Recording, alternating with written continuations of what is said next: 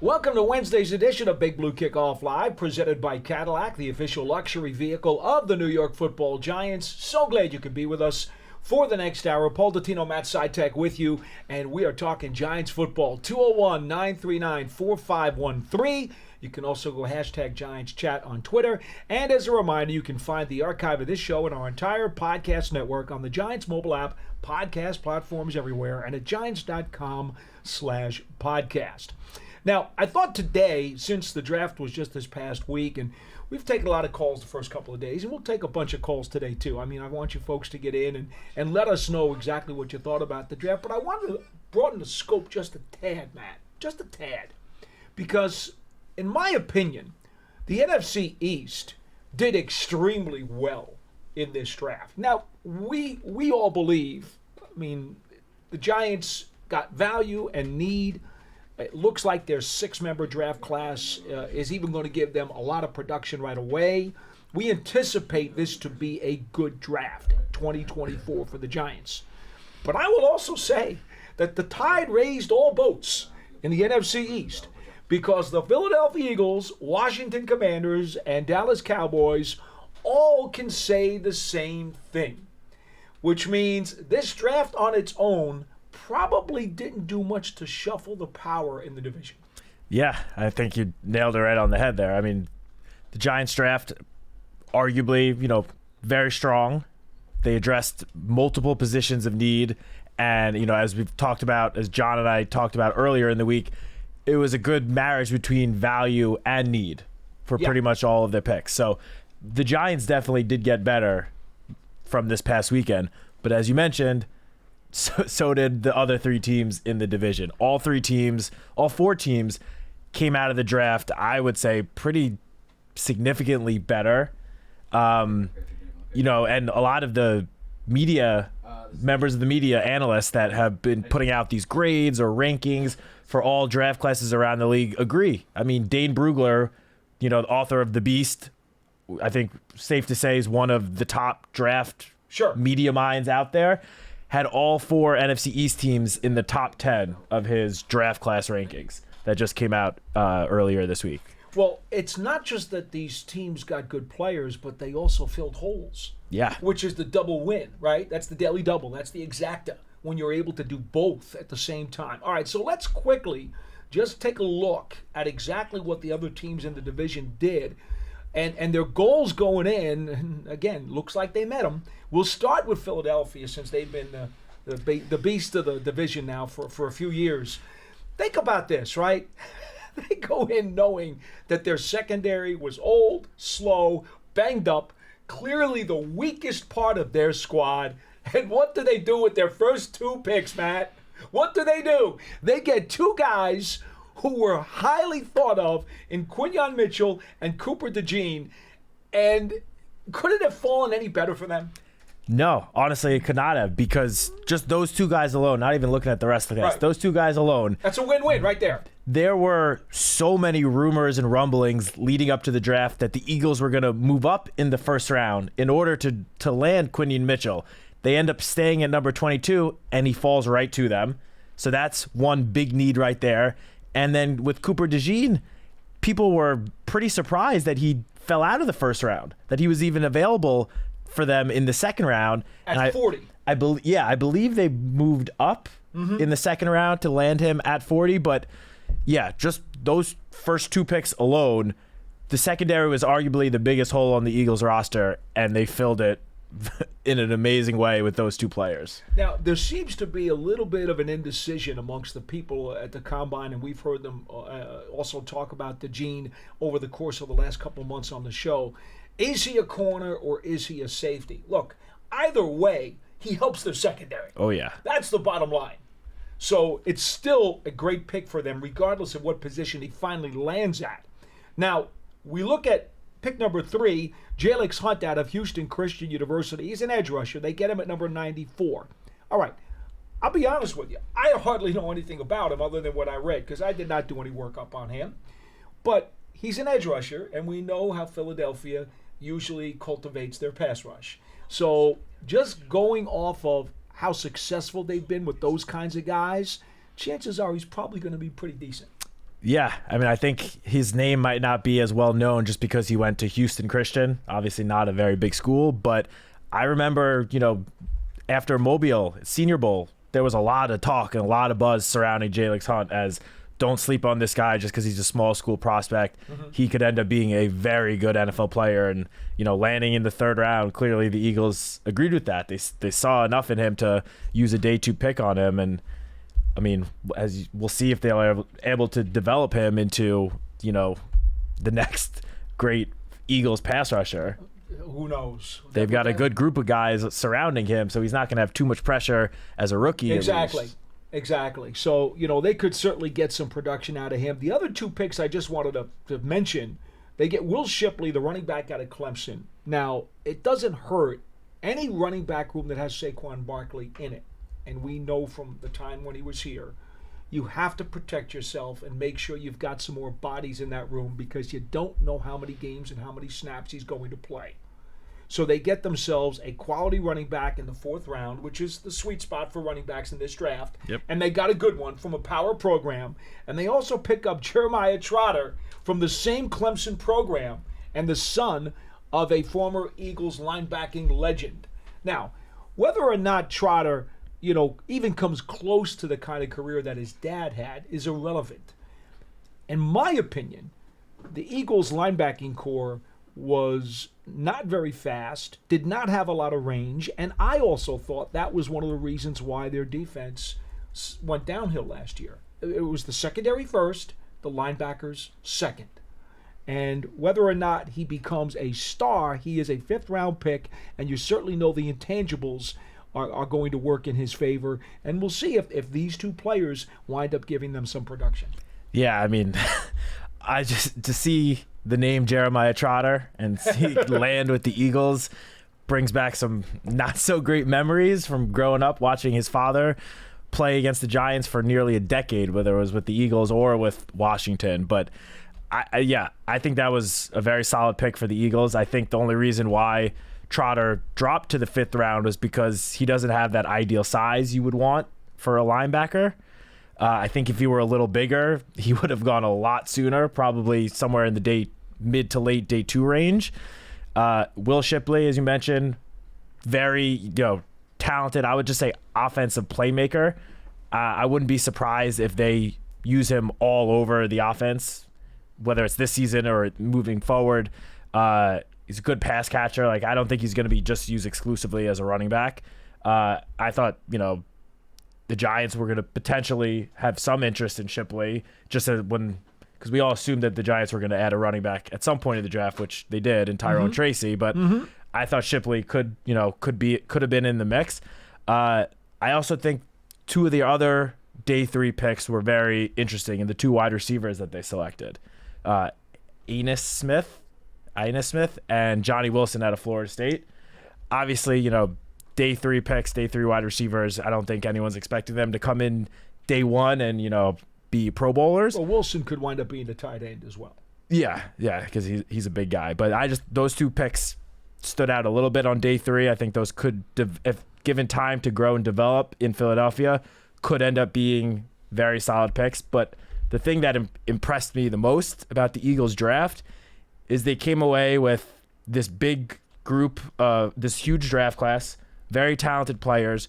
But on top of that, Howie Roseman was able to pick up 3rd, 4th, and 5th round picks in next year's draft.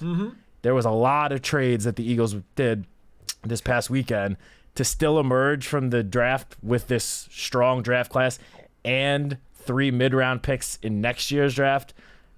Just got to tip my hat to Howie Roseman. Philly had to get younger and quicker, and they've done that. And in addition, as you said, they stockpiled some stuff for 25.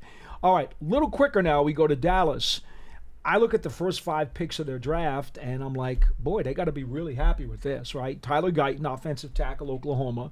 Cooper Beebe in the 3rd round out of Kansas State, a really burly, tough-minded, blue-collar guard. Marshawn Nealand, the edge rusher out of Western Michigan, again, smaller program, but don't sleep on him as an edge rusher. So, they have to be very happy with those picks right out of the box, and I'm sure that Stephen Jones had a lot to do with that because he's the one who wanted to rebuild that offensive line years ago. You know what I'm saying? So I can't see it, John. They're going to play BB at center. Oh. John says they're playing BB at center. He's already read up what the Cowboys are talking about. So, they get 2 offensive linemen. They get an edge rusher. So, obviously, front 7 and trenches. Okay, the big boys up front. This is what Stephen Jones has been preaching now for a decade. And the reason why, when they stopped listening to Jerry, the Cowboys started to draft better. Because Stephen Jones understands you've got to be good in the trenches. I thought Kalen Carson was a good value pick in the 5th round at the corner out of Wake Forest. And is it Liufau? The linebacker out of Notre Dame. I did not do any work on him. He was a 3rd round pick at number 87. We know they need linebacker depth. So, think about that. That's 5 guys right there. All 5 of those guys could give them something. Yeah, going into the draft, it's no secret that the Cowboys' biggest need was the offensive line. I think everyone knew that 1st round pick was going to be on an offensive lineman, and that at least one of the other top picks was also going to be on another one, and that's exactly what they did with Tyler Guyton and Cooper Beebe. I think both of those guys could honestly end up starting day one for the Cowboys. I do think Guyton would be better if he had a little bit more time to develop. I think he's still a little bit raw.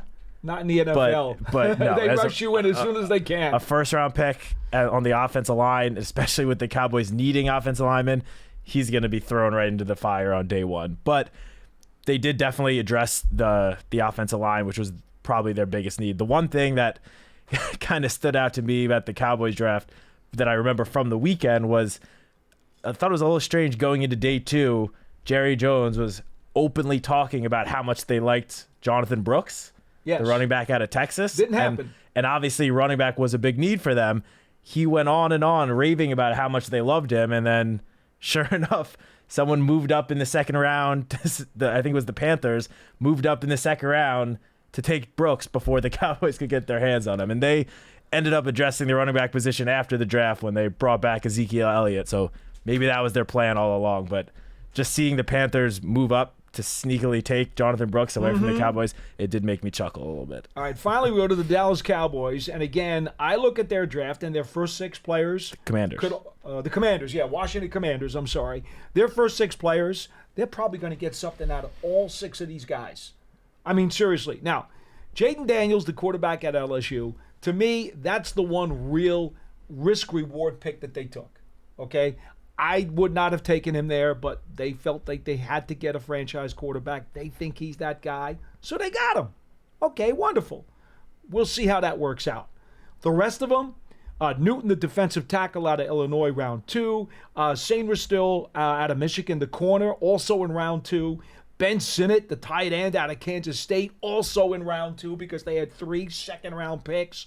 2 third-round picks, TCU guard Brandon Coleman, a big, powerful offensive lineman, and Luke McCaffrey, wide receiver out of Rice, was the 2nd, 3rd round pick. All 6 of those guys, especially if they're right on Daniels, are going to give them something. Yeah, and right away, honestly. Jaden Daniels was, outside of Caleb Williams, was my favorite quarterback prospect in the draft, and clearly that's not really much of a hot take considering he went 2nd overall, but for months I've been saying Jaden Daniels is, depending on where he lands, is going to be a very good quarterback in the NFL. Johnny Newton falling to the 2nd round might have been one of the biggest surprises from the first night of the draft. I think everyone thought he was going to land somewhere in the 20s, end of the 1st round. The fact that he dropped to the 2nd round and the Commanders drafted him to join, Jonathan Allen and Daron Payne? Yeah. Having those 3 on the interior, that is a very, very talented interior defensive line group right there. Very powerful player. Yeah. Very, very strong. Just a moose and an ox inside that line. Yeah, I thought that was a great pick by Washington. Sainristil still, I believe, is going to be the slot corner for Washington. We saw what he could do in, I believe it was the national championship game where he had 2 interceptions in the one game alone. Very talented slot corner. And yeah, Ben Sinnott was one of the top tight end prospects. Luke McCaffrey, interesting pick. Obviously, he's got the name recognition with his brother, Christian McCaffrey, being one of the best players in the league. They need depth at receiver, though. Yeah, no, so they do. It's a good need pick for them. Yeah, No, I mean, looking at their entire draft class, it's hard to argue that Adam Peters did very well for his first draft as a general manager. 201-939-4513 is our phone number if you'd like to get through. We've got a line open. I would add this, though, Matt, one thing to keep in mind, and I know in listening to NFL radio on Sirius XM, it's very few teams disappointed their fans this year in the draft. Now, why is that? Well, it's pretty simple. First of all, we knew that it was a top-heavy draft, that the first 3 or 4 rounds had a lot of really good players in it. So it would be pretty hard not to come out of this draft with at least 2 quality picks. At the very minimum, you'd have to really screw it up, okay? Or the players are going to have to be screw-ups or get hurt. But going in, we knew from being out at the Combine, 3 to 4 rounds. In fact, you look at it, you say to yourself, oh, my God, every one of these teams is going to get immediate production. Who's going to be the Rookie of the Year? Who's going to be the Offensive Rookie of the Year, the Defensive Rookie of the Year?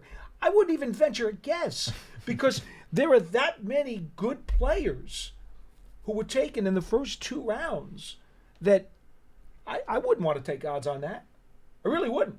Yeah, I mean, at least, Offensive Rookie of the Year, I feel like every year the favorites are always going to be the rookie quarterbacks because obviously they touch the ball in every single play. But this year when you have Marvin Harrison Jr., Malik Neighbors, Rome Odunze, Brock Bowers, it wouldn't surprise me if any of those guys won Rookie of the Year. How could it? Yeah. How could it? And on the other side with the Defensive Rookie of the Year, the first defensive player wasn't even taken until 15. It's not like there was a stud that was taken top 3, top 5 that is clearly the favorite to win it. I think both of them are completely open races this year. No question. You had a bunch of corners who were taken high in the first couple of rounds. Any one of those guys, if they wind up being a starter, could wind up being the guy. You got a few edge rushers that were taken up high. Any one of those guys could wind up being the Defensive Rookie of the Year. This was a very top-heavy draft, and I think that the league took advantage of it, and they really spread the wealth this season. That's how I saw it. Yeah. No, I agree. And there was one interesting thing I saw last week leading into the draft that said that most teams around the league had a pretty consensus agreement on the top 50 players, or 50 or so players, and that after that, it was sort of like a crapshoot. Every team just had a completely different values for different players, and that so from the second half of round 2 till the end of the draft, you would see some guys that the media had projected as late day 3 picks going on day 2 and vice versa. I think it was even deeper than that, Matt. When we had Arif Hassan on, who used to be with The Athletic and now is with his own football analyst site, he does the compilation of the mock drafts from the most respected mock drafts and comes up with the consensus. He pretty much said that the draft was pretty stable through 160 picks. Really? Which is the middle of the 5th round. Well, in the media's eyes. Yes, and through draft gurus' eyes. And then he said that's when scattershoot became for the rest of the draft. And when you think about that kind of depth, it'd be shameful for any GM to walk away not feeling pretty good about his take this year. I would be curious to see how those, consensus mock draft rankings compared to the actual draft. Yeah, don't have that. I'd be interested to see. We'll let you call Arif and find out what happened with that. All right, folks, get on the line, 201-939-4513. We're a tad long with that, but I thought philosophically speaking, it was good to kind of look at the forest and survey what had happened in the NFC East. Remember, you can subscribe to the Giants Huddle podcast, long-form interviews, Giants players, coaches, front office folks, past, present, all kinds of NFL dignitaries. You can go to your favorite podcast platform or go to giants.com/podcasts. Always leave a positive review if you can on Apple Podcasts. Helps keep the show around. Giants fans, remember, take your fandom to the next level. There are subscriptions available for the 2024 season year-round. You don't just have to be on game day to be a big fan. You can have year-round all kinds of exclusive member benefits. Visit Giants.com/tickets. Limited inventory is available. And the Giants official connected TV streaming app is Giants TV. It brings original video content and game highlights on demand and direct to Big Blue fans. Giants TV is free on Apple TV, Roku, Amazon Fire TV, and the Giants mobile app. We've got that stuff out of the way. Now it's up to you folks at 201-939-4513. Give us a call and let's talk some Giants football. We will start the program with line one. Hugo is in New Jersey. You're first on BBKL. Hello. Hey, good afternoon, guys. What's going on? There you go. Hey, we're a few days now removed from the draft, so you can kind of take a step back and take emotion out of it. I think I liked the Giants draft, and the players I loved were Neighbors at 1, Theo Johnson at 4, and Matt, you may recall that I said if either Blake Corum, Sinat, the other tight end, or Theo Johnson made it to 4th, I would love an opportunity to take one of the three. Yep. So they took Johnson, and really like Tyrone Tracy as well. I think he has a lot of upside. I would have done a few things differently in this draft, and let me Len from Columbia, Maryland is aligned with me on this. I would have taken Chris Jenkins in the 2nd. I would have taken Chris Haynes, who went 11 picks later. Chris Haynes is an offensive guard from Connecticut.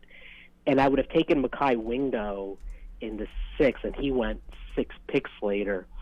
And I think that would have struck a better balance between outside players and the trenches. I keep going back to my main concern, right? And let me just frame it. The Giants gave up 4.7 yards per rushing attempt last year. That was 31st in the league.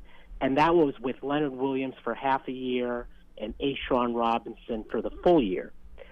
And I don't think they've done anything in the offseason really to address that issue. And my concern is that if teams run it on us, it effectively neutralizes what we perceive as an improved pass rush, because our pass rushers will get less opportunities on 3rd and long, let's say, to rush the passer. So I said this during the draft, I don't know what Joe Shane can do at this point. And part of my thinking in that strategy is that there are better players in the free agent market currently at corner and safety. So I would have drafted those players and then taken my chances in the veteran free agent market for kind of hold the fort guys this year, because I'm really worried this will sabotage. I think this issue is going to sabotage the year. I don't want to give any predictions right now where I think the record will be, because you guys will do that later in the off season. But I'm kind of in the. I'm not. Let's just say I'm not positively inclined. So I'll leave it at that. Okay. Thanks, Hugo. Appreciate Thanks, the Hugo. call. I think it's a fair comment to say that you're not sure how much the run defense will improve. That's a fair comment. Okay, I believe that the pass rush is going to be better. We don't know how well the secondary will cover because there are still some sketchy areas right now. I think that's fair to say as well. But here's what I would say. We think that Nubin was a really good pick, and he'll at least battle for a starting job. We don't know if he's going to get one or not, but he'll battle. We don't know exactly what the corner opposite Banks is going to turn out to be, but they have some bodies there who can battle. Rush defense. I want to go to that one, Hugo, because I appreciate the concern, but I would say there may be more potential answers here than you think.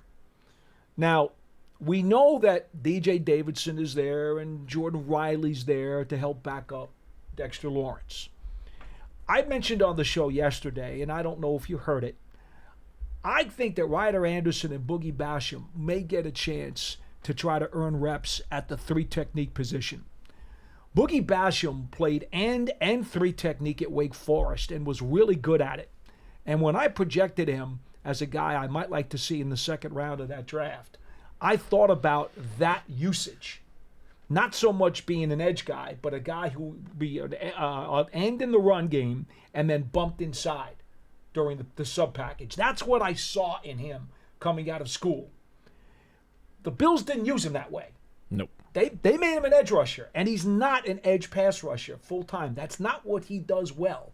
He is not a get-off guy who's going to collapse the pocket from the edge. That's not what he does. So I think he was misused. The Giants pick him up last year from Buffalo, and they make him a linebacker behind Jihad Ward, all right, to be a run-stuffing, set-the-edge backup. I'll be frank with you. I'm not so sure that that's the way to use him either. I think maybe, just maybe, he'll get a chance to become part of that three-technique competition. And Ryder Anderson, who went all the way up to 290 pounds last year and then didn't get any chances for whatever reason, he bulked up from being defensive end to what I thought would be a perfect frame for a potential three-technique. And he never got any chances. He's healthy. He's still signed for this season. I'm telling you, don't be surprised if you see Basham or Anderson, or maybe both, work at the three technique in training camp. And if they can show anything that I think they can show, they might be able to help that defensive line against the run. You know, and I appreciate the fact that three technique is more of a pass rush scheme, but I think these guys are stout enough that they can play the run. Yeah, no, I agree. And first off, I just want to point out, and I'll continue to do this at least for the next couple of weeks, is that the offseason. I will bring that Okay, up. But first, I want to say the offseason is not over. I know I mentioned this on Monday. 4:00 Monday was the deadline, the deadline for free agent signings to count towards the compensatory pick formula for next year. Correct. That deadline is now passed. We've already seen across the league a little bit of flurry of moves after free agency slowed down the last couple of weeks before the draft. It's already picked up the last couple of days. So the Giants could still add another veteran free agent. I know, I've seen some of the beat reporters, just pure speculation, but throw out a name, someone like Lawrence Guy, who's still a veteran free agent that's still available, and there are others out there. So they could still add more to the room. But I think, and it was kind of clear from their, lack of moves towards the interior defensive line during the draft, I think that they're planning on at least giving the chance for these young guys to develop. I mean, you mentioned Ryder Anderson. You brought up, DJ Davidson, Jordan Riley. The Giants have spent. Ryder was an undrafted free agent, but the other two were late round picks in the last two drafts. They have spent some draft capital on the position, and I think it might be the plan to let those guys develop under potentially the best defensive line coach in the NFL, one of the most respected defensive line coaches in the NFL, and Andre Patterson. Give them a chance to sort of grow into a role. I mean, I personally think Jordan Riley showed flashes between the preseason and his limited action last year. I thought he showed flashes of a guy that could develop into a very solid interior, defensive tackle. And I mean, you did bring it up a second ago. They did go out and sign Jordan Phillips in free agency. I know he's more of a pass rusher on the interior than a run stuffer, but they did bring him in. I think him and Rakeem Nunez-Roches, who was brought in last year to a multi-year deal, I think the two of them are going to compete to have that starting spot next to Dexter Lawrence. I think they're more bodies in that group and in the mix for those few interior spots than some people, I guess, are really thinking about. It was not a great three-technique draft. If you didn't get one of the guys up top, it was going to be hard to get somebody who you were really going to be happy with. Yeah, I mean, that Hugo just mentioned, Mekhi Wingo in the 6th round. John and I talked about him too. Wingo, he could end up being a very good NFL player, but right now, who's to say that taking him in the 6th round, any more luck of him turning out, and turning into a good NFL contributor, more so than DJ Davidson or Jordan Riley, who were 7th round picks the last 2 years. 201-939-4513 is our number here on Big Blue Kickoff Live. We go to line 2. Scott from New Mexico, you're next on the program. Hello. Hi, guys. You both made some really excellent and very salient points, and I think the pass rush is going to be fine. Yeah. My concern is not that. I'm a big believer, as you know, Paul, in all the tutorials and teachings of Vince Lombardi. Yep. And his thing was, I've read almost every book he wrote, basically stop the run and run the football. And that's the way you win football games. But my concern is the offensive line and how good or bad that is right now. I was reviewing some of the personnel. I'm just going to start with Schlotman and Stinney. Both had not very good grades, but when I looked at their records, they haven't played that many games in totality, and that's the thing that I question because they're backups, and if they haven't played many games and have gotten very poor grades, I think Stinney has a 56.6 grade and Schlotman has a 62.6 grade. Scott, you know better than to quote those things to me. You know. I know. I'm just doing it because I just wanted to make the point that they don't have a lot of experience at the positions. I think Stinney started 1 year and Runyon started 3. Is that right? Well, with Stinney, he played a total of 31 games and started 12. Yeah, so it's virtually a season. Virtually a season. Right, and Schlotman only started 14 games. Oh, you're talking about Schlotman? I thought you were going to talk about Runyon, who has a few No, years I'm going of to talk starting about experience. Runyon in a second. Before we move on to Runyon, I know you're bringing up the PFF grades for Stinney and Schlotman. I just want to point out, JMS is our starting center. Yeah, no, I'm assuming those two competing for one of the guard spots. Oh, I don't think so. I just want to point out, Aaron Stinney, you mentioned his PFF grade, 56.6, on over 440 pass block snaps. He had 442 pass block snaps. He gave up 2 sacks. So I know PFF grades, I use them too sometimes. Right. I know that the number 56.6 might not jump out and it might not look that great, but you have to actually look at the actual stats. He was on the field for over 400 pass blocking snaps and only gave up 2 sacks. I mean, I think all of us would sign up for that for one of our offensive I don't linemen. disagree, but he's only played in 31 games totality in 5 years. The numbers I just mentioned were last year and the first time he's had extensive action as a starter. Okay.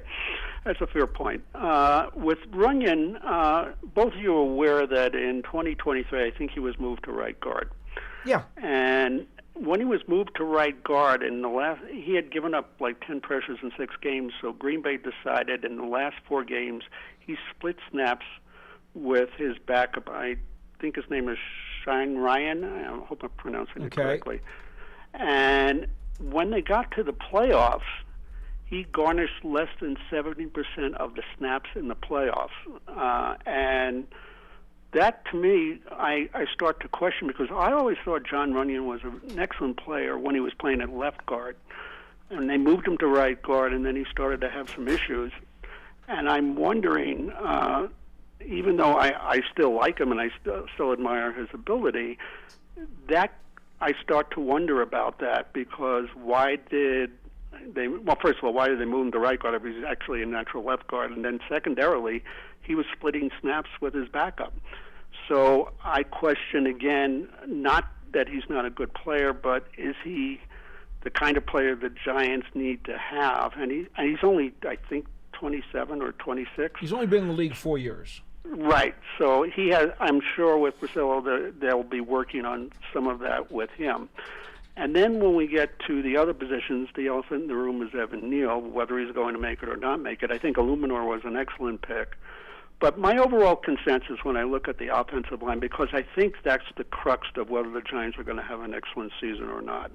Do you feel that, either Paul or you, Matt, that the Giants need to do something else with some offensive linemen in free agency, or do you think they're going to stand pat with what they have? Because Zudo and McKeithen are unknowns as far as I'm concerned because they've been hurt, and I don't know if they can play the position. I know when Zudo was moved to left tackle, he couldn't play it, so he's a natural guard, I'm assuming. And of the 85 sacks that the Giants gave up last year, most of those sacks occurred between the guard and center. Yeah.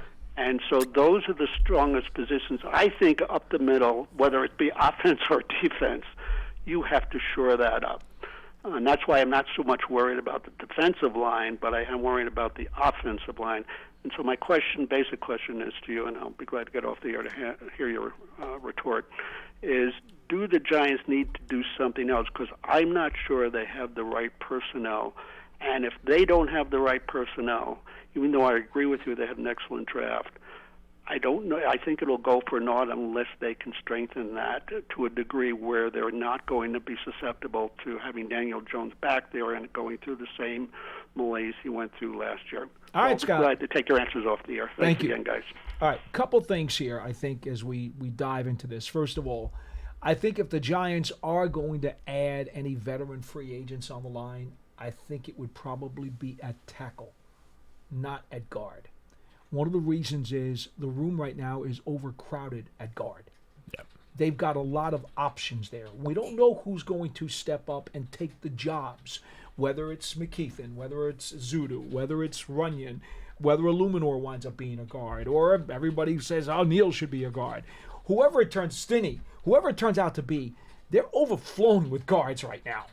So if you want to sign a veteran tackle, I would not be adverse to that. I would not be surprised about that, because right now, who are your backup tackles? If Neal and Thomas start, well, Illuminor right now would be your other obvious option at tackle. Yeah. Who's your next option if you don't want to move him? Matt Nelson. Right. And Matt Nelson, to me, is just a guy. Yeah. I mean, he's just been in the league for 4 years, limited action in those 4 years. Just a guy. He's basically was serving as, the Lions' swing tackle, backup tackle for the last couple seasons. See, here's the problem. Let's say Neal does win the right tackle spot. Illuminor is going to compete at right guard if Neal holds the spot. So now Neal gets hurt, and we know he's been hurt a lot. So let's say he gets hurt. Do you want to rock the boat and move Illuminor out there and now two positions change? Or do you just throw Matt Nelson out there? Are we just automatically giving Matt Nelson that third tackle spot? My point is, I would want competition there. I would not just give him that tackle spot. Rather than moving Illuminor out, I wouldn't just give it to Nelson. I wouldn't mind seeing the Giants get another tackle if there's anybody out there who possibly can compete with Nelson to see, because I don't think Nelson automatically deserves that spot to me. Yeah, no, I mean that's a fair point. He hasn't, hasn't had that much playing time since he entered the NFL a couple years ago. So I agree with you. If they were to add to the offensive line, I do think it will be the tackle position, because they brought, as you mentioned, Runyon, Illuminor, who at the very least has a chance at competing for one of the starting guard spots, depending on what happens with Evan Neal at right tackle. Aaron Stinney, Austin Schlottmann, and then you have Azudu, who was a third-round pick 2 years ago, McKeithen, who was a fifth-round pick 2 years ago. Like, as you mentioned, there are a lot of bodies on the interior line. Of course, John Michael Schmitz as well, who is the starting center. Yeah. So I agree with you. If they do bring someone in, I think it'll be someone more in the in the form of a player like Tyree Phillips, who is still a free agent. Obviously, coming back he had a pretty serious injury at the very end of the season. So, I mean, maybe that's a situation. Free agent, by the way. Yeah, I'm saying maybe that's a situation where the front office is waiting to see him a little further along in his recovery, and if he's doing well, maybe they have interest in bringing him back. And I think everyone would be pretty happy if that move was made, because in his limited action, Tyree Phillips has been pretty solid for the Giants the last couple seasons. He was. 201-939-4513 is our phone number. Lines are open right now if you'd like to get in, especially if it's your first-time caller. We always like to hear new people. My thought, though, is that these last two calls, they did touch on the two soft spots, or two of the three soft spots right now on this team. We are not 100% sure how that defensive line is going to shake out next to Dexter Lawrence. And we are not 100% sure how this offensive line is going to shake out, starting five, or for that matter, numbers 6 and 7. We really don't know for sure. I feel like the reason why fans are a little more cognizant of those two positions in particular now is just because the Giants didn't use any draft picks on them. But, let's not forget, it was less than 2 months ago the free agency opened, and they got bodies. The Giants signed multiple interior offensive linemen right out of the gate. Runyon, Illuminor, Stinney, Schlottmann. So it's not like they haven't brought guys in. They got bodies. They chose to, for the guys to compete for those backup spots, they chose to bring in veterans instead of taking another chance in the draft because they've already done that the last couple years in the draft. So I don't blame them for wanting to go the veteran route, guys that have already been in the NFL and have proven that they are capable, if called upon, to jump into the starting lineup and compete and play well. So I don't blame that. The interior defensive line, I can somewhat understand because, as the first caller mentioned, the Giants traded away Leonard Williams. A'Shaun Robinson signed with the Panthers. So right now you have a group, Dexter Lawrence, obviously all-pro right there. But then next to him, Jordan Phillips, Rakeem Nunez-Roches, Jordan Riley, DJ Davidson, Ryder Anderson. Phillips definitely has a lot of experience in the NFL, as does Nacho, but not extensive experience starting. I mean, Phillips has just had some injury concerns the last couple seasons, but Nacho has definitely been more of a, I don't want to say reserve, but somewhat utility defensive lineman, not playing every snap. And then the 2 7th-round picks in the recent years, Davidson and Riley, obviously have not had a lot of playing time at all since they entered the NFL. So that position, I can somewhat understand the slight concerns, but I also don't think it's calls for that much concern when one of the 2 starting spots at that position is already filled by an all-pro who's the best player on the team. Understood. I think when you have the guy that talented at one spot, not saying you could just completely ignore the other spot, but I don't think you have to spend, as high of assets, whether it's draft or free agency, salary cap money, on that second spot. The third position, to a lesser degree, would be corner. We don't, again, bodies are in the room. A lot of bodies. Including Trey Hawkins from last year. Bodies are in the room. At least they addressed the corner spot, though, specifically slot corner in all likelihood. Yeah. By as picking Joe up mentioned. Andrew Phillips from Kentucky in the 3rd round, which is just about where the corners started to get really thin. Yeah. So at least they did draft somebody there to enhance the youth and the potential of that room. That would be the third kind of a little sketchy spot for me right now. For me, that would probably honestly be the number 1 spot. Above the other 2. In terms of priorities, yes, for me. I think Deonte Banks showed a lot in his rookie season and was asked to do a lot more than most rookie cornerbacks are asked to do. I mean, he was put out on an island and told to, one-on-one guard some of the top wide receivers in the NFL each and every week. I mean, he had such a tough gauntlet of number 1 receivers that he went up against. And look, he got beat sometimes, but he also held his own a lot of the time. So very encouraged by him. But the second spot, on the second outside corner spot, as we've just mentioned, there are a lot of bodies. And I wouldn't, it's not the worst thing if, they just go in and want guys like, Cordell Flott, Trey Hawkins, Nick McLeod to compete for that second spot. I mean, those guys were all brought in for a reason. And it's because the front office believes that they can, hold down that cornerback position. But I think it would behoove the defense to go out if there are any cap space cleared, whether it's a decision from Darren Waller in the future or contract restructures. Me personally, that would probably be the first position I would look to fill with a veteran. There are some very solid veteran cornerbacks still available.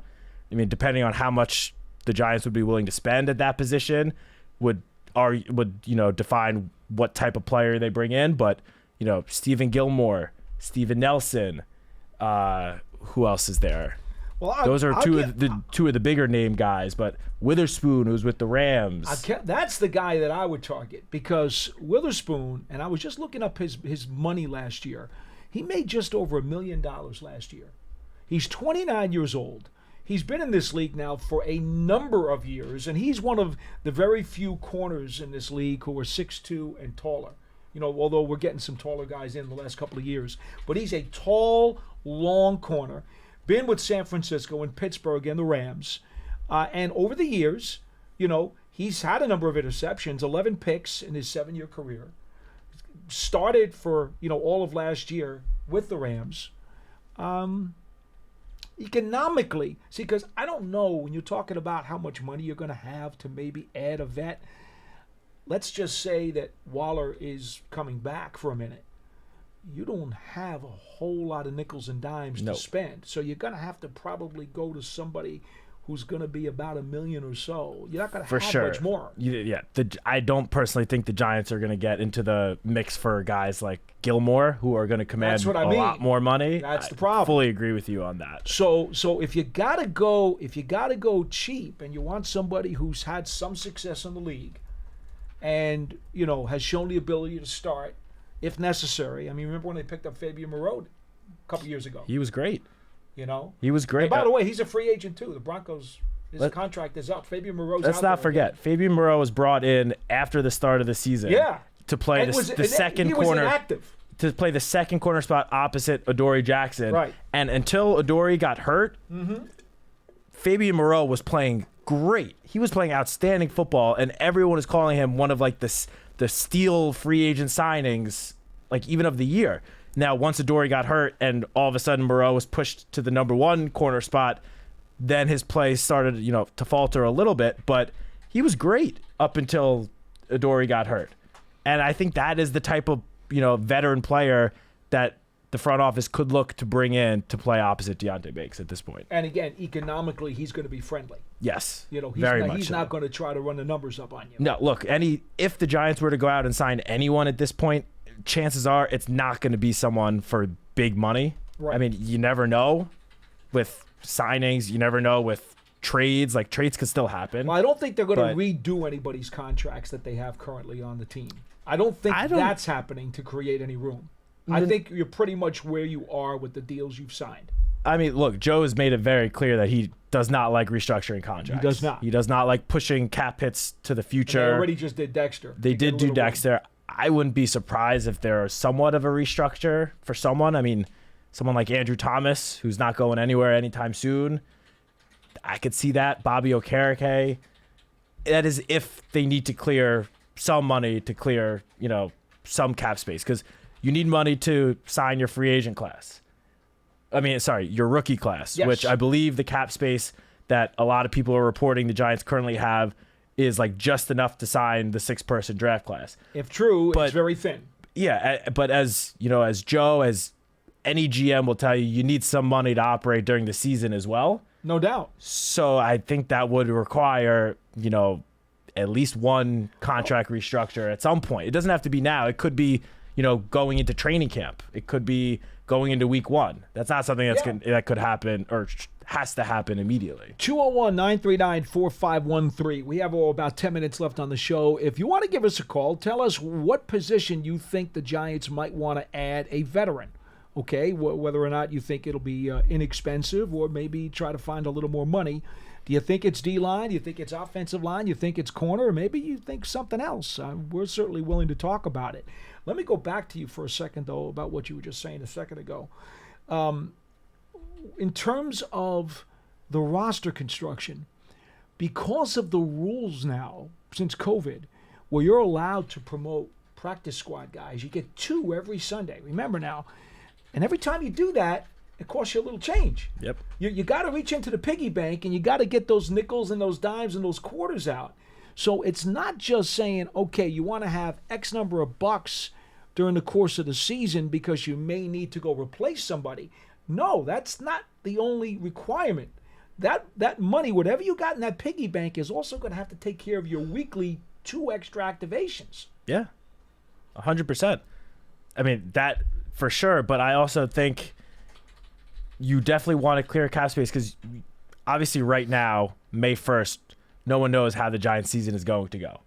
I mean, 2 years ago, I would say not a lot of people expected the Giants to go on that playoff run. And last year, I don't think that many people expected, what happened in the first half of the season to happen to the Giants. So right. You want to give yourself some space to make moves, whether it's, like last year trading away Leonard Williams to pick up a 2nd-round pick. What if the Giants get off to a great start this season and decide they want to be on like the other end of a situation like that, where they want to go out and trade for, a player of the caliber of Leonard Williams, not Leo in particular, but right. A player of that caliber. You want to have the cap space to be able to absorb the money and make it work. So you need to have, I guess different GMs would say different amount of money, but you need to have at least a couple million in cap space to get through the season. And that is even before talking about a potential big move like trading for a proven good veteran player. To go full circle on this point, it actually goes back to something we talked about very early in the show about some of these maybe thin spots. Do you go out at this time and use whatever wiggle room money you might have to bring in a veteran? Or do you say, you know what? We're going to go through spring drills and we're going to go into training camp and we're going to give guys like DJ Davidson and Boogie Basham and Ryder Anderson chances to prove themselves because they're already here. They're cheap. They're under contract. Save whatever tiny room you might have to put it towards something you might need during the season when, if you get off to a good start, you may need a reinforcement. Maybe you don't want to blow whatever extra nickels and dimes you have going into camp. Maybe you just want to hold it and hope that, you know what? Maybe Darian Beavers coming off a full year of injury rehab off his horrible knee. Maybe Darian Beavers has a great training camp and proves he can help you on special teams and also maybe help you short yardage run or goal line defense. Because a couple years ago, before he got hurt, blew out his knee, he looked like a really stout inside linebacker. He was the standout of the 2022 training camp. He was going to get a starting job. Oh, yeah. That was a very unfortunate injury that happened. So, remember, new defensive coordinator here, too. Okay?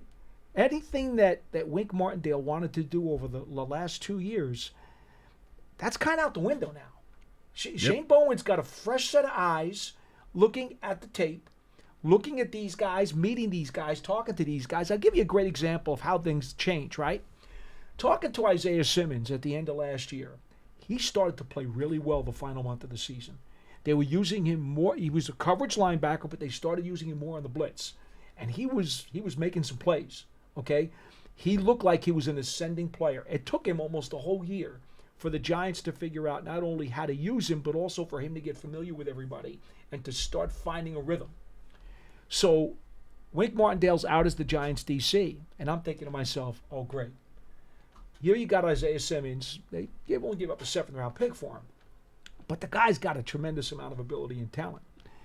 I really would love to see him grow here and develop here.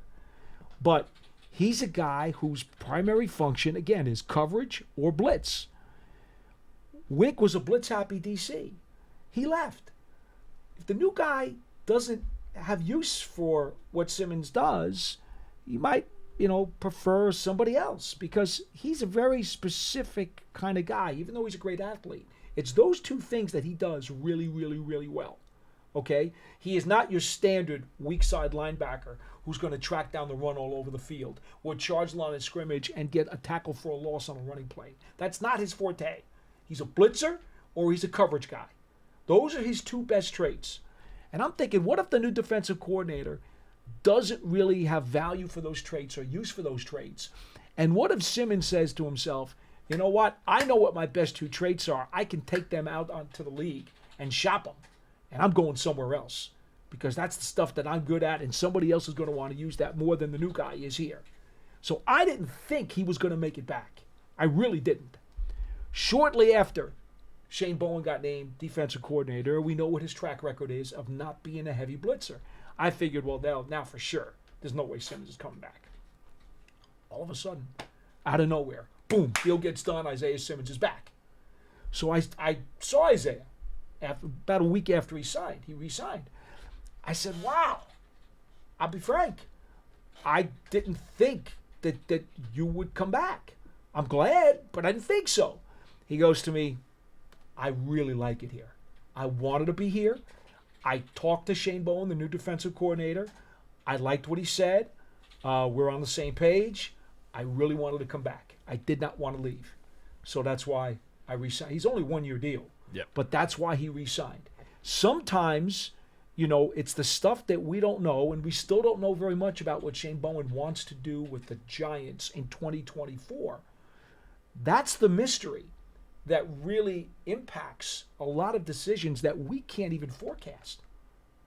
Yeah, I mean, with Simmons in particular, I agree that I was a little surprised to see him return because, as you mentioned, he has specific skill set, and it's not one that, off the top of my head, A 22% blitzing coordinator is probably not going to use him. I wouldn't think necessarily that he would fit into the type of defense Shane Bowen wants to run, but clearly I was wrong because you don't make that move to bring him back unless Shane Bowen has in his mind a specific plan, an idea of how to use Isaiah Simmons.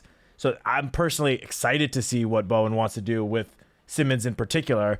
But yeah, as you mentioned, Shane Bowen is very, very different defensive scheme than Wink Martindale. Completely different. Wink Martindale had either the highest or the second highest blitz rate in the NFL last year, while the Titans defense under Bowen was one of the lowest in blitz percentage. So, and we saw the difference between the two schemes in some of the moves the Giants made this offseason. Sure. I mean, if Wink Martindale were still the defensive coordinator here, I don't think that trade for Brian Burns gets done. No. Because Shane Bowen's defense relies on a four-man rush. So you need your two edge rushers to hit home a lot more often than if you have 5-6 guys blitzing every play like under Wink Martindale. And same with Drew Phillips, the third-round pick. I mean, Shane Bowen likes play a lot of the time zone coverage, while Wink Martindale likes the secondary press man coverage. Bingo. Phillips is not a lot better, but he's better in zone coverage than he is in press man coverage. So you can see that Bowen's defense, his system, has already had an impact on at least some of the personnel decisions that the front office made over the last couple of months. I'll give you another curiosity that I have, and we're just about out of time, folks. So, again, appreciate you listening to the program today. I'll give you something else to watch for. I'll be looking for it. I don't know if it's going to happen, but I'm going to keep my eyes out and my radar going to be on for this. What about in the sub-package, you see Dexter Lawrence as the only down lineman on some situations, 3rd and long. And now you got standing up Thibodeau, Burns, and Simmons up on the line. And now, okay, if you're going to double team Dexter, that means Simmons, Burns, and Thibodeau are all one-on-one. Right? Right? You had 5 against 4, double team Dexter Lawrence. Now it's one-on-one matchups for those other 3 guys. And the offensive coordinator doesn't know if Simmons is coming or covering. How about that? This is what I spend up nights doing. I spend nights diagramming this stuff as if I'm a coordinator. Been doing it a long time, folks. That's why I get headaches all the time. So I've been playing around with that. And I wonder if we might see some of that somehow in the playbook.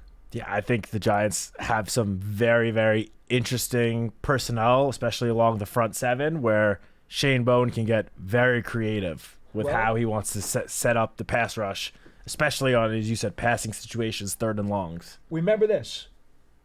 Dable and Shane both continue to stress versatility in the acquisitions that they brought in. Oh, yeah. Even more so than when we had Wake Martindale here last year. They continue to stress that. Versatility. We've heard that word so many times. I mean, all right, maybe they won't be, quote, blitz happy, but that doesn't mean we're not going to see a lot of different looks and pieces moving around. Oh, yeah. I mean, just look at the draft class alone.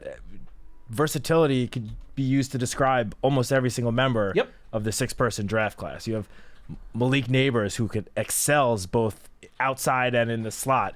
Drew Phillips, who split his time almost 50-50 between the slot and outside corner last year. Tyrone Tracy, a converted wide receiver who is now a pretty dominant running back. I mean, versatility. It's all over it. It's all over. Did you say Newman? I didn't even say Newman, no. But Newman, who's all over the place. He's all over the field. Can read the quarterback's eyes probably better than anyone in this entire draft class. So yeah, versatility I feel like has been a big theme for Joe Shane and Brian Dable since they arrived. Yep. But this offseason in particular, they seem to Jermaine Illuminor also. Yep. I mean, Runyon, the 2 guard spot. I mean, you can go through almost all the guys that were brought in this offseason. versatility is a word that can be described almost all of them. It is all over the place with this team. Well, that'll do it for today's edition of Big Blue Kickoff Live. We are so glad that you could join us today. Again, we're here every weekday from 12:30 p.m. Eastern Time till 1:30 live, or you could always catch an archive of this show on Giants broadcast platforms, podcast platforms everywhere, and at giants.com/podcasts. For Matt Citak, I keep getting this Every wrong. once in a while. Every once in a while it slips in because we called them that for so long in other places in the building. I'm Paul Dottino. This has been Big Blue Kickoff Live presented by Cadillac, the official luxury vehicle of the New York Giants. We'll see you next time.